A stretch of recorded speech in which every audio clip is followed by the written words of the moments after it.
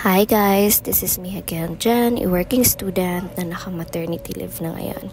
So this video is just yesterday. So yes, ito yung ganap ko kahapon. And hapon na ako kumilos kahapon kasi may hindi magandang balita akong natanggap sa family ko and nakakasad mawala ng isang mahal sa buhay. Kaya nung nabalitaan ko yun, nawalan akong ganong kumilos mga te. Like, buong araw nakahiga lang ako. Inaantok ako pero hindi ako makatulog kasi iyak lang ako ng iyak sa kwarto ko. So, lumabas ako mga around 4 p.m. na. Lumabas ako sa kwarto mga around 4 p.m. para mag-prepare na kasi nga nung morning nito, nag-usap kami ng partner ko na we'll do grocery kasi wala na rin kaming stock dito sa bahay, so wala na siyang pangbaon sa work niya, wala, like literal wala na talaga. May maluluto pero itlog na lang, so nag-decide kami na pagka-out niya is mag-grocery kami. So ayun ako, gumagayak, nagpre-prepare ako para pagdating niya is largo na kami, alis na kami.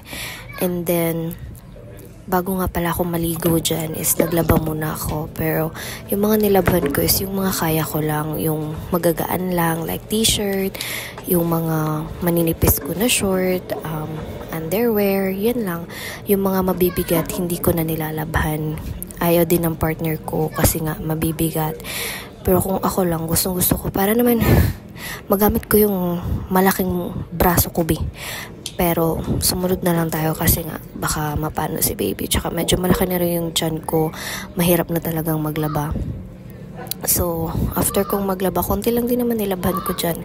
After kong maglaba, yan, naligo ako, nag-prepare ako.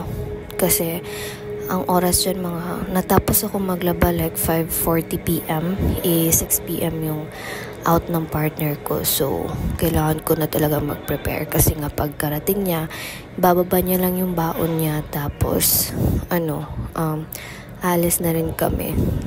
Yung original plano na pag-usapan namin is sa SM kami mag-grocery. Pero pagdating niya, nagbago bigla yung plano. Pero anyway, yan lang yung outfit ko. Naka-t-shirt ako, tapos naka-short lang ako. Gusto ko komportable ako. Magdidressan na ako yung nakasabit na green dyan, pero ayoko na. Pero yan yung whole outfit ko. Naka-bag na maliit. Tapos, charan! So, sabi ko nga, nag-usap kami SM Uptown daw, pero napunta kami sa Gaisano. Naghubad lang ng sapatos yung partner ko pagka uwi niya, tapos yan yung outfit niya, hindi na siya nagbihis.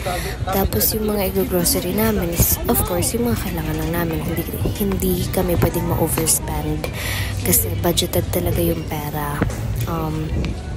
Sa aming dalawa kasi ng partner ko, siya lang yung nagtatrabaho as of the moment kasi nga diba naka-maternity leave ako. So yung gino-grocery namin is nakalista talaga kasi nga budgeted, kailangan mag-budget kasi may paparting na baby, iba rin yung mahal na mga bilihin ngayon. Pero don't get me wrong ha, yung mga gino-grocery namin is para sa lahat na nakatira sa bahay. So 7 ata kami nakatira lahat sa bahay.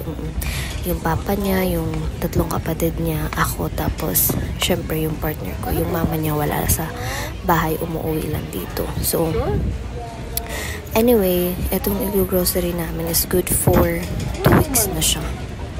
2 weeks ba? Yeah, good for 2 weeks na siya sa amin. And kita niyo yan, 2 pa lang nakukuha namin. Tapos nagchika-chikahan lang kami dyan. Exercise ko na rin kasi to, and then charan, biglang dumami. Hindi ko na video yung iba kasi nakakapagod naman. Busy kami sa pagkuha kasi nga mag-close na rin yung Gaisano dyan. 8 p.m. lang kasi sila. So, ayan na. Fast forward ko na. Anyway, nasa counter na kami. Siyempre, doon tayo pipila sa priority line kasi nga pregnant tayo mga be. So, papahula ko sana kung magkano lahat. Pero, sa susunod na lang. Pero anyway, sobrang mahal na talaga ng mga bilihin, be.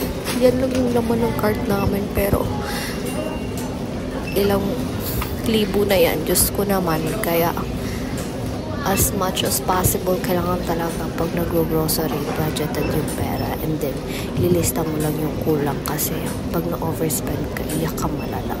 Marami pa kasing kailangan paggastusan, hindi lang yung grocery, so kailangan pagkasyahin.